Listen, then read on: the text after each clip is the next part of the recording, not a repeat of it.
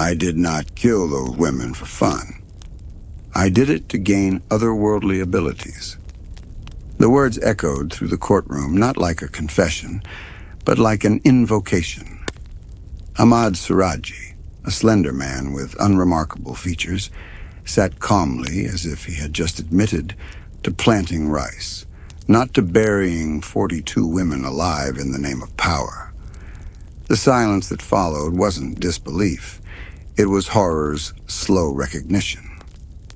In Indonesia, the line between the spiritual and the everyday is not always clear. Sorcerers or dukuns are as much a part of village life as farmers or midwives. They bless marriages, cure fevers, curse rivals. But what if that trust, so deeply rooted in culture, becomes a weapon? This is not a story of a monster hiding in shadows. It's the story of a man who walked in daylight, greeted neighbors, and offered blessings with the same hands he used to kill. This is a story of belief, how it can give life meaning or strip it away, how faith can protect or devour. But most of all, this is a story about inevitability, about a boy born into stories of magic and spirits who grew into a man whose identity fused with the darkest parts of those myths. He did not wake up one day a killer. He evolved, slowly, methodically, within the logic of a world that allowed him to. And that logic? It made sense to many. It was whispered in lullabies, passed down through prayers, reinforced in every moment someone knelt before a dukun, hoping to bend fate in their favor. Suradji didn't invent the hunger for supernatural power. He simply followed it to its logical extreme. In the quiet unfolding of this story, we'll trace that evolution.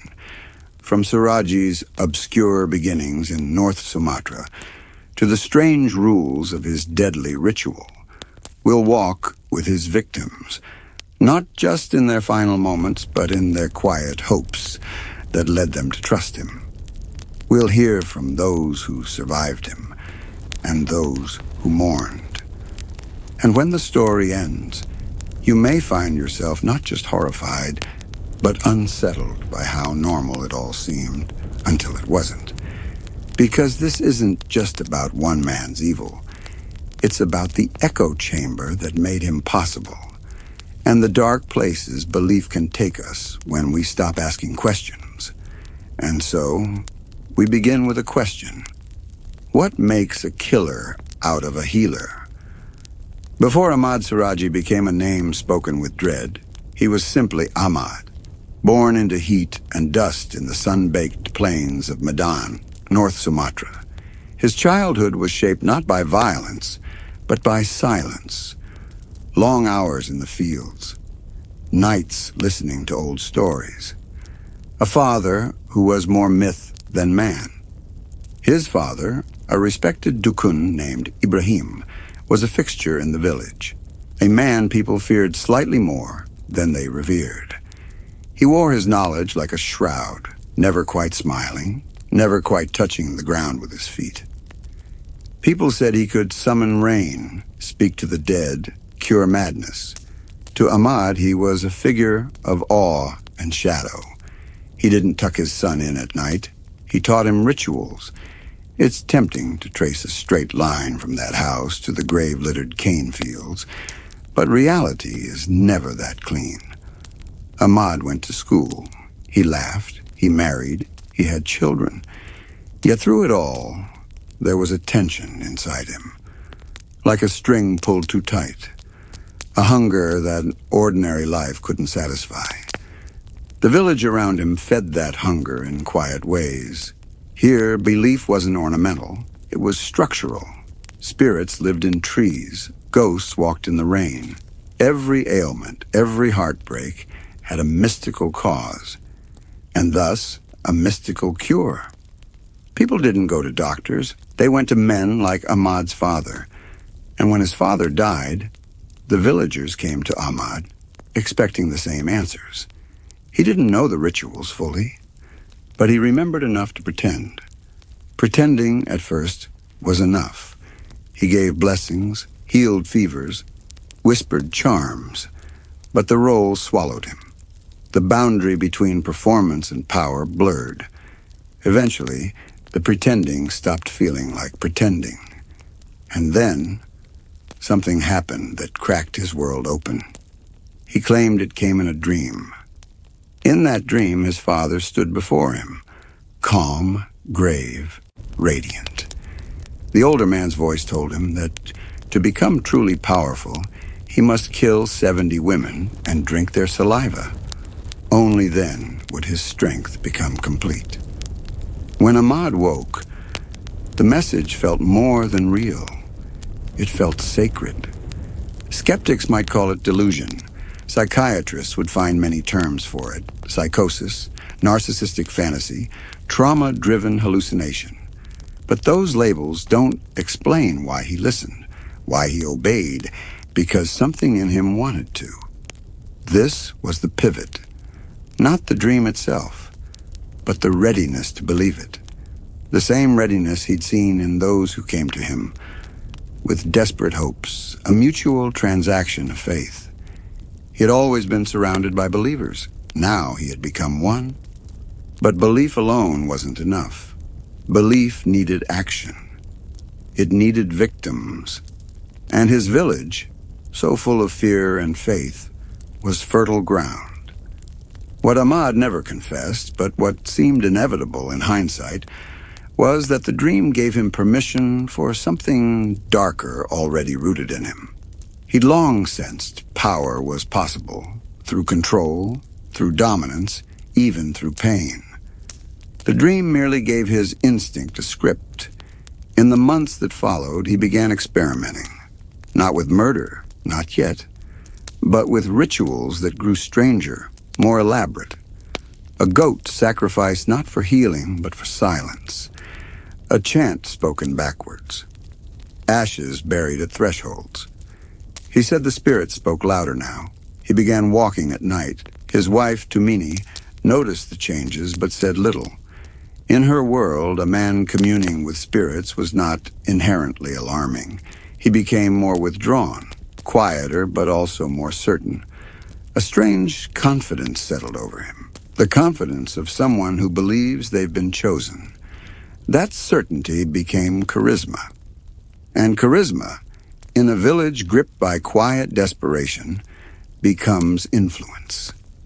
People came to him with problems he had no training to solve. Infertility, bad luck, family curses. He spoke less of herbs and more of fate. Less of healing, more of power. And slowly they began to believe. He was no longer just Ahmad, the son of a dukun. He was Datuk, a man who had stepped beyond tradition into something deeper, darker, and, for those willing to pay the price, more powerful. All he needed now was proof. A single ritual to confirm what he already believed, that he had crossed the boundary from man to vessel, that the spirits had accepted him. That moment was coming, and when it came, it would come not in chaos, but in control. He wouldn't lash out, he would prepare, select cleanse, speak the words as he had been taught, or as he believed he was taught. And afterward, he would not feel shame. He would feel affirmed. Because belief is not only what we accept, it's what we're willing to do for the world we imagine is true. And for Ahmad Suradji, that imagined world required sacrifice. One woman, then another. The path had opened, and he had no intention of turning back. The tragedy of Ahmad Suradji is not only that he killed, it's that he was trusted. Long before he was feared, he was believed in. As the years passed, Suradji's role in the village transformed from that of a dukun's son to a spiritual authority in his own right. People called him Datuk, a title that implied honor, lineage, and power. His presence became a fixture, quiet, measured, always wrapped in spiritual gravity. His home became a place of pilgrimage, Women came from neighboring towns with offerings, candles, coins, cigarettes. They brought their problems in whispers. Marriages gone cold, businesses stalled, wombs that refused to carry. And Suradji listened. He always listened. That was part of his genius. He said little, but he heard everything. He never promised miracles, only results. And that ambiguity gave him credibility. He understood what people needed to hear. He crafted his rituals like theater. A bowl of water here, a chant in an unfamiliar tongue, a bundle of leaves bound with red string. It didn't matter that his methods weren't inherited from his father in full. What mattered was the illusion of continuity. He carried himself like someone carrying ancient truths. What his client saw was a man of discipline. He rose before dawn, worked in the sugarcane fields, fasted on sacred days. He spoke rarely with intention. His hands were calloused, his face unadorned.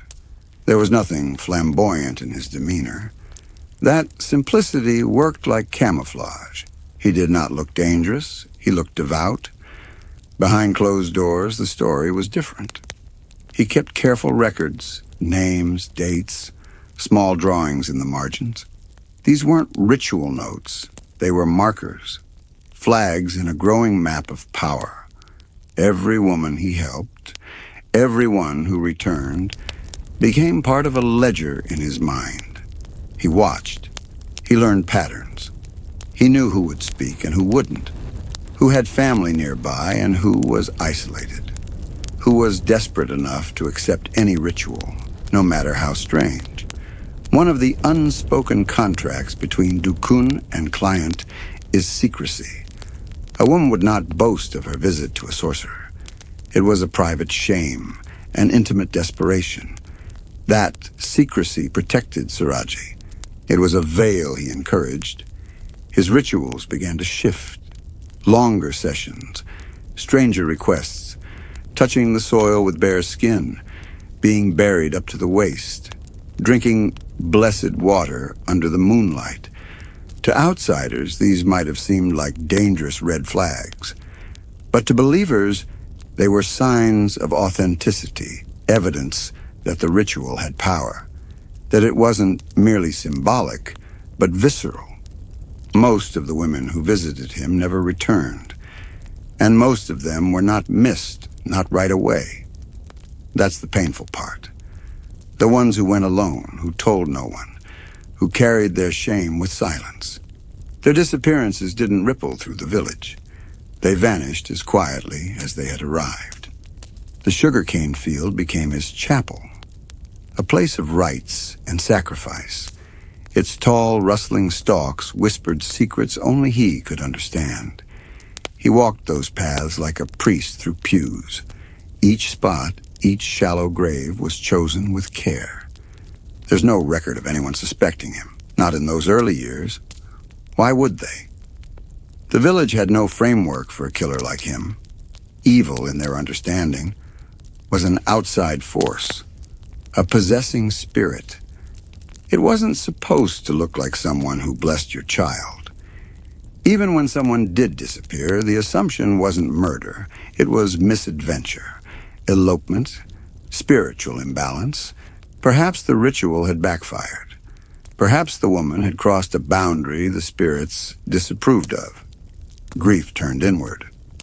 It's easy to blame the villagers now, to ask how they didn't see. But faith has a way of building walls around what it protects, and those walls become harder to break when the faith is old, communal, and unquestioned. Suradji did not need to hide in the shadows. He built his power in plain sight, layered in ritual, protected by silence, justified by belief. And it worked. For nearly 2 decades it worked. The true terror of his story lies not in the acts themselves, horrific as they were, but in how long they remained invisible. Even the few who sensed something wrong had no language for it. Suspicion felt like betrayal. And besides, what evidence was there? just rumors, whispers. A woman seen entering, then not seen again. But the world was full of migrations, of women leaving for work, for shame, for love. Who could say what happened for sure? There were no screams in the night, no blood, only absence. And in a culture steeped in spiritual modesty, absence was rarely interrogated. It was prayed over. It was this quiet complicity of culture and fear that kept the bodies buried and the truth untouched, until one girl did not return, and someone noticed. Her name is lost to history, or at least it was never publicly confirmed. So for the sake of this story, we'll call her A. She was young, barely 20, and she had come alone. She believed she had been cursed. Her fiancé had left her. Her family had fallen into debt. She couldn't sleep without hearing voices in the trees. She believed her soul had been tied in knots by someone jealous, someone cruel. She wanted help. She wanted relief.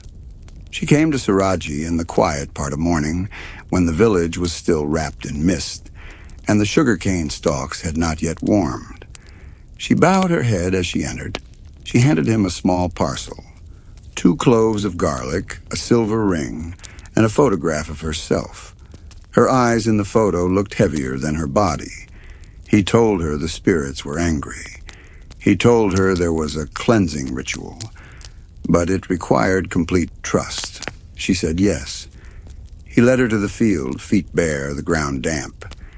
He gave her a cloth to tie around her waist and instructed her to remove everything else. He told her to lie down in a shallow trench he had dug earlier, just wide enough for her body. The soil was cool and sticky. He began to chant. She did not scream. Later, when asked why he began with her, he said, "She looked like someone who needed it." And that word, "it," was not defined, not even to himself. He believed her death would bring power, and her saliva would carry her life force into him. But there was more, something unspoken. A compulsion, maybe, or a kind of hunger. The ritual gave him a reason, a container. He strangled her slowly, methodically, watching the light change in her face. When it was over, he covered her with earth, not too deep, just enough. He walked back to his house and ate a small meal. He felt calm. No thunder, no voice from the sky. But he felt stronger. Or he told himself he did. In the days that followed, he noticed something strange. He smiled more. People around him laughed at his jokes. One woman returned to thank him, convinced that his charms had worked. That coincidence confirmed everything. The next woman came 2 weeks later. By then, the trench was already prepared. The cane field stood still for days after that. He avoided it at first. Not out of guilt. He never described feeling guilt, but from caution. Like one waits after planting, unsure if the soil will accept the seed. He watched the weather, took longer walks, noticed that the birds didn't scatter from his path as they once did. Small signs. Confirmation bias, perhaps. But to Suradji, they were affirmations. What was most dangerous wasn't that the murder changed him. It was that it didn't. Life continued, unbroken. His wife noticed nothing strange. The villagers came with new problems. No one asked about the girl. No one came looking. That silence was the answer he needed. He began writing things down, dates, names, moons. He drew symbols he didn't fully understand, shapes seen in dreams. He began to refine the ritual, a certain time of day, a certain way to bind the wrists. He believed the earth responded better when the body was facing east. He wasn't just killing, he was crafting a pattern, a blueprint for power. And each time he returned to the trench, each time he dug a new one, it became easier. The fear was gone, replaced by method, repetition, a rhythm to the madness. The women kept coming. They were never dragged, never forced, always led. Some carried hope like a talisman. Others barely looked up. Many were told not to speak of the ritual, and they agreed. Trust was already a form of silence. To this day, we do not know if any tried to flee. There are no reports of struggle, no signs of disturbance in the cane.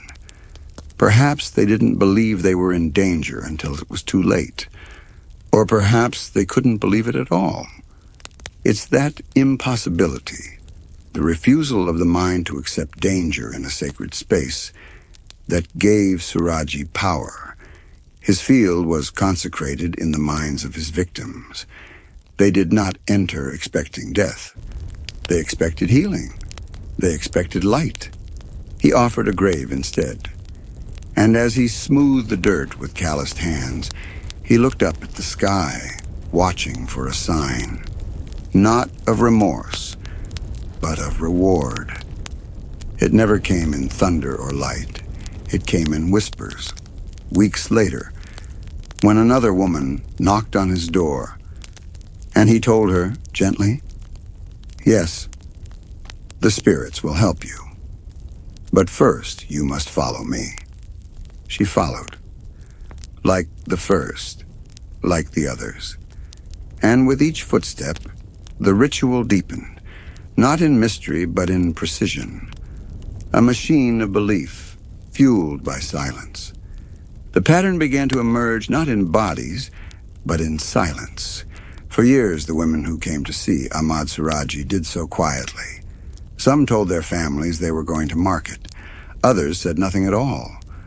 This secrecy wasn't suspicious. It was expected. The rituals were private. The desperation they carried was deeply personal. So when they didn't return, there was no outcry, just unease. It started small. A sister mentioned her sibling hadn't come home. A neighbor remembered someone asking for directions to Datuk's house. A mother waited an extra day before lighting a candle. But no one connected the dots, not yet. The sugarcane fields swallowed their dead with efficiency. Shallow graves beneath the rustling stalks. No vultures. No stench that reached the village. Just the hum of wind through green corridors. Meanwhile, Suradji's routine never faltered. He greeted his neighbors, tended his livestock, whispered prayers in the morning fog. He moved like a man unburdened by secrets, and perhaps, in his mind, he was. Because this was no crime spree. It was a ritual calendar. He kept a balance between appearances and appetite. Sometimes weeks would pass between killings, sometimes only days. He kept careful track. He had a number to reach, 70. He would never make it that far. But long before his arrest, a rhythm had set in, a ritualistic loop. A woman arrived. She performed the steps. She trusted. She died. She vanished. Each death reinforced the illusion. The field became layered not only with bodies, but with confidence. Confidence in his power. Confidence in the silence that followed. Confidence that the spirits approved. And then there were the things he began to see. Shadows moving at the edge of the field. Birds circling overhead that hadn't been there before.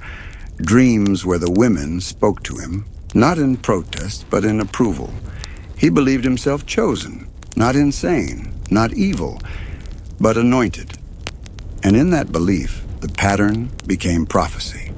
Sometimes the villagers whispered of ghosts, not just the kind that floated through legends, but ones that felt recent, restless. There were reports of dreams shared by multiple women, of being watched in the fields, of a presence breathing just behind them. These murmurs never reached the authorities. They remained trapped in kitchen corners under breath, filtered through incense smoke. They weren't taken seriously, but they were warnings. The truth was waiting in plain sight. yet shrouded by reverence. Few dared question a dukun, especially one who maintained his rituals with such visible care. The offerings in his courtyard never ceased. Chickens clucked in their pens. Salt lines marked his thresholds. He prayed more than most. It was easier to believe the missing women had run away or angered the spirits than to imagine something darker. Darkness had a script in the village, and this wasn't it. But questions began to grow teeth. When a woman named Sri Kamala Dewi vanished, things changed. She was young, well-known, and uncharacteristically open about her visit to Suradji. A rickshaw driver remembered dropping her off. She hadn't arranged a ride home. This time, people remembered. This time, someone connected the silence to a name. Still, even then, it didn't feel like a crime. Not yet. It felt like a breach of ritual, a spiritual failure. But the air shifted. Something invisible crossed the threshold. The pattern had become too large to ignore, and somewhere in the fields, beneath layers of ritual and rot, the weight of all those vanished voices was beginning to press upward.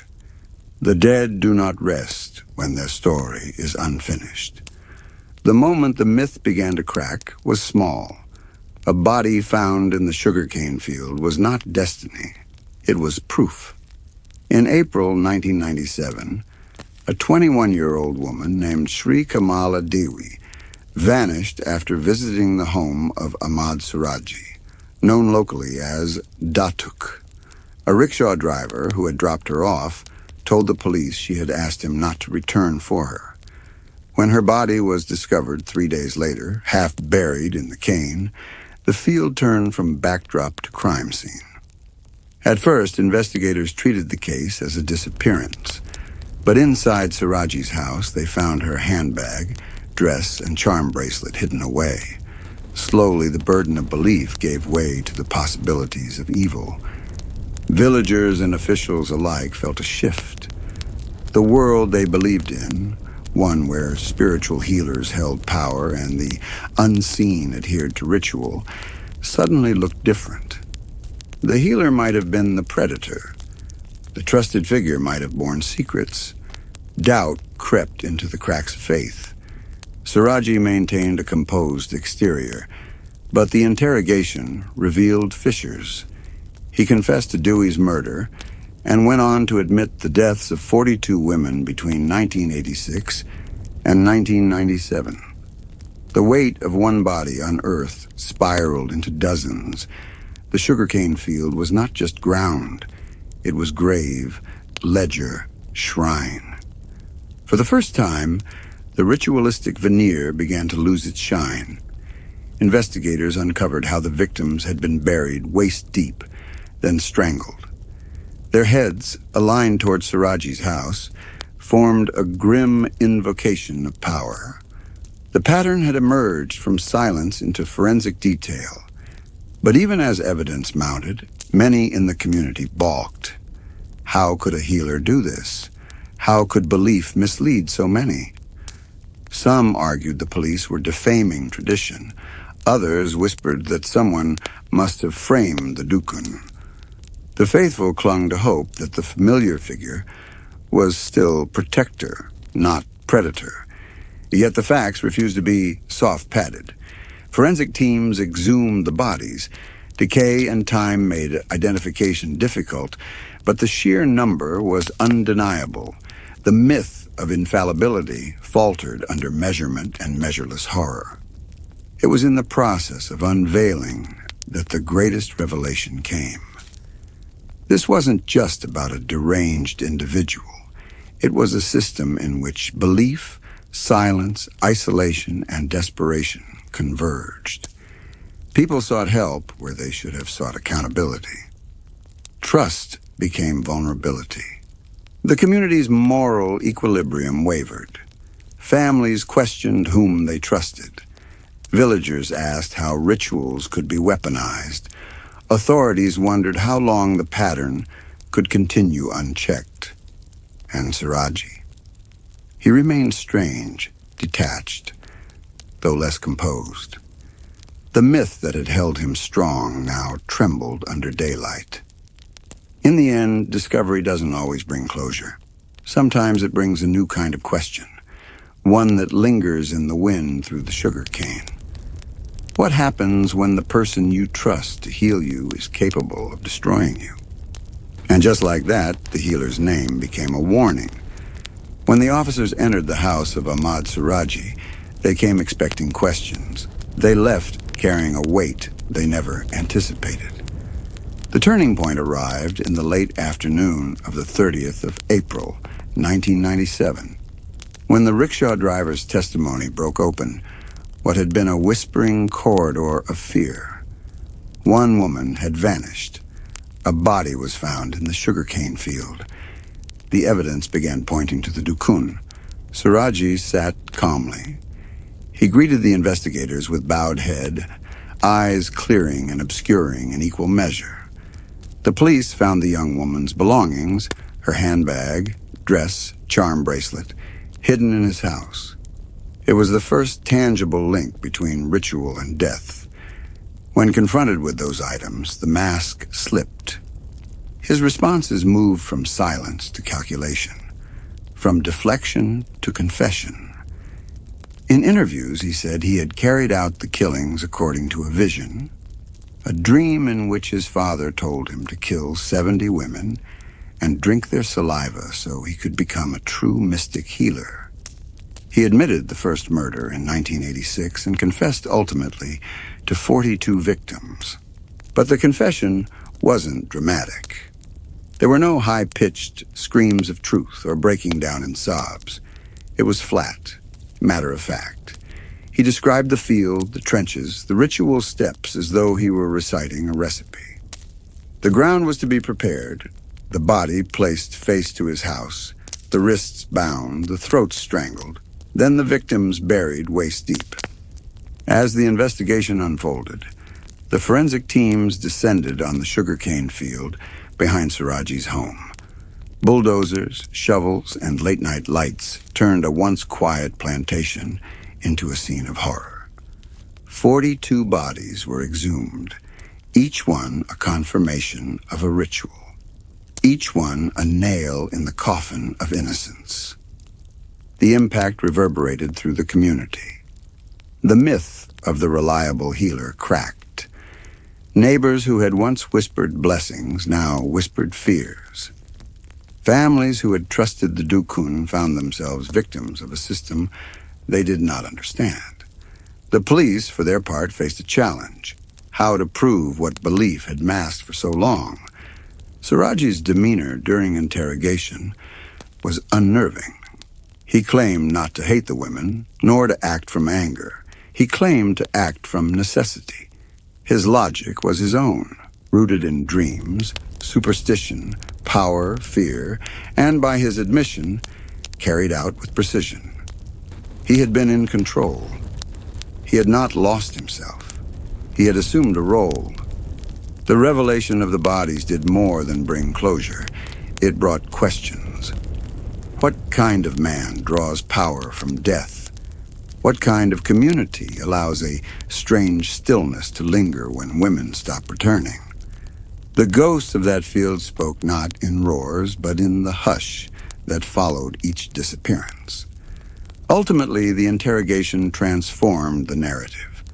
This was no longer a healer's secret. It was a serial killer's confession. The ritual facade fell away. What remained was a pattern of trust betrayed, silence weaponized, power claimed in blood. And yet the question remained for all who watched. How many more had slipped through the cracks? How many more would never be counted? The field had given up its dead, but the story it whispered would not die.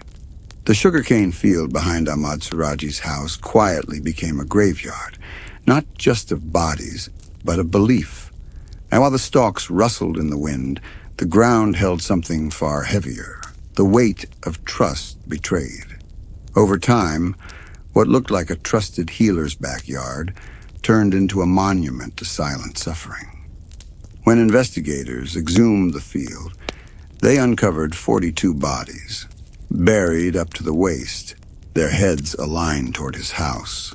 The method was ritual, the site sacred in his mind. For the villagers, it became a wound they could never fully close. The quiet places where children once played and women once walked in hope now stood as reminders of the vulnerability of faith. Families arrived, tentative and trembling, confronted with the evidence that the person they handed their desperation to had handed instead death. The dukun, who combed the fields for blessings, had dug the graves. The ceremony that promised deliverance became the site of destruction. Silence that once served the ritual became the ally of horror, because many of the missing women hadn't been reported. Their disappearances happened behind closed doors. A woman visited at dusk, never returned, no alarm. It was trust, not fear, that cloaked the scene. The field became a symbol of gross misinterpretation, of what happens when tradition provides cover for atrocity. The community's worldview cracked. The healer was no longer the guardian. He was the predator in plain sight. And yet the glass of trust shattered without an explosion. It simply turned to dust when touched. In the end, the graveyard of trust raises a question. What remains when the sacred space is profaned? When faith is exploited? When the one we believe to protect us is the one who sets the trap? The answer lies not in the bodies alone, but in the looking back. The women who walked in seeking solace left pieces of themselves behind. Unmarked graves, missing names, unanswered prayers. The villagers who slept believing in a protector now wake knowing a destroyer walked among them. That field remains. The cane grows taller each season. The wind still sighs through its leaves. But beneath its calm surface lies the memory of 42 lives, and a lesson far harsher than any ritual could have prepared them for. That trust, once broken, kills more quietly than the blade. Evil often hides behind conviction. In the case of Ahmad Suradji, belief wasn't incidental. It was his tool, his lifeline, and ultimately his weapon. To understand how a seemingly benign village dukun became a record-breaking killer, we must examine how his spiritual authority and cultural context became the scaffolding for atrocity. Suradji operated in a society where spiritual leaders were trusted to heal, advise, protect.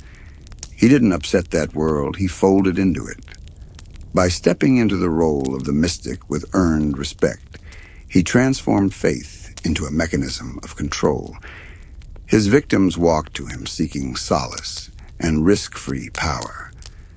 They didn't step into danger, they stepped into faith. The boundary between ritual and manipulation dissolved. Trust becomes vulnerability when the trusted wears the guise of salvation.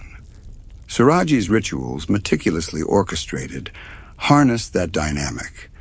The victims were not attacked in the dark, they entered fully believing.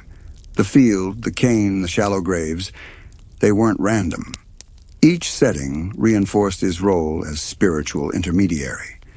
He weaponized their hope, their fear, their belief in unseen worlds. In his mind, it was service. In theirs, it was salvation. In reality, it was slaughter.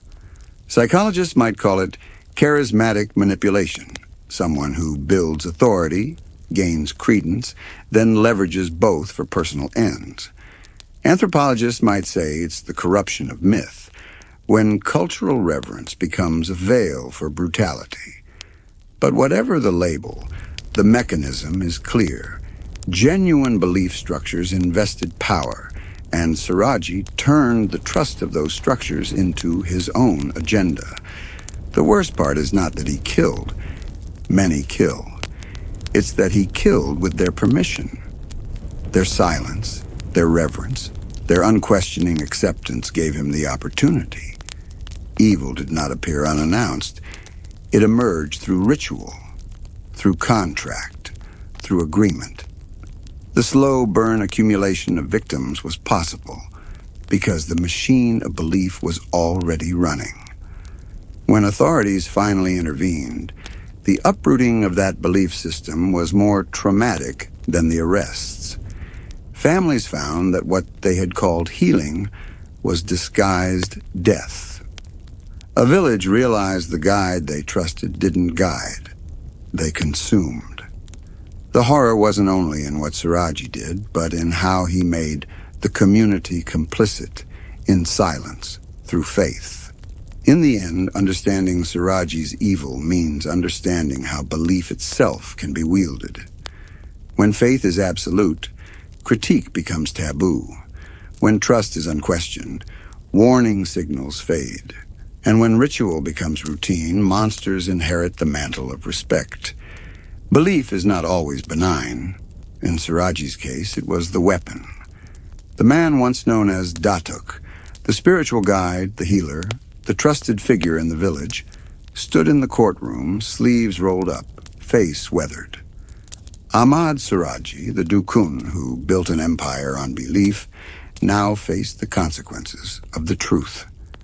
The 42 victims, the shallow graves in the sugarcane field, the ritual that promised power but delivered death. It all came crashing down. Families of the missing women gathered, their desperation now mingled with anger and grief. They waited for names to be spoken out loud. They waited for the earth to release what it had swallowed for years. They waited for justice. But even when justice came, the wounds remained. Many asked not just who did this, but how they had believed. Suradji was executed in 2008. His body was buried in a local cemetery, but the burial sparked outrage. Villagers demanded his remains be removed and reburied elsewhere, unwilling to let the ground in their community hold him. They feared his spirit, or the stain of his deeds, might linger. The ordinary soil now held extraordinary evil. In the years that followed, the case of Suradji became a cautionary tale. It forced a society built on spiritual trust to look at the fragile line between faith and exploitation. The role of the dukun, so deeply embedded in rural Indonesian life, was scrutinized. How many healers practiced in good faith? How many dispensed hope with hidden conditions? The system of blind faith cracked, and while it didn't collapse, it shifted. Yet the most lasting aftermath wasn't legal or institutional. It was emotional. Mothers who sent their daughters to the dukun now hesitated. Women seeking help didn't just pray, they asked questions. The sugarcane field remained. The cane still rustles in the wind. But now, when villagers walk by, they pause, not just out of fear, but because they remember. They remember how trust can become tyranny. In the end, the story of Ahmad Suradji is a reminder that horror doesn't always wear a mask. Sometimes it wears a robe of reverence, and sometimes the one we trust the most is the one we watch the least. Legacy is not always what we build. Sometimes it's what our silence allows. If you found this story compelling and want to dive deeper into hidden histories and dark truths, hit that subscribe button and join us for the next one. This was Midnight Horror Society, dark curiosity for sleep. Until your next midnight session, sleep well.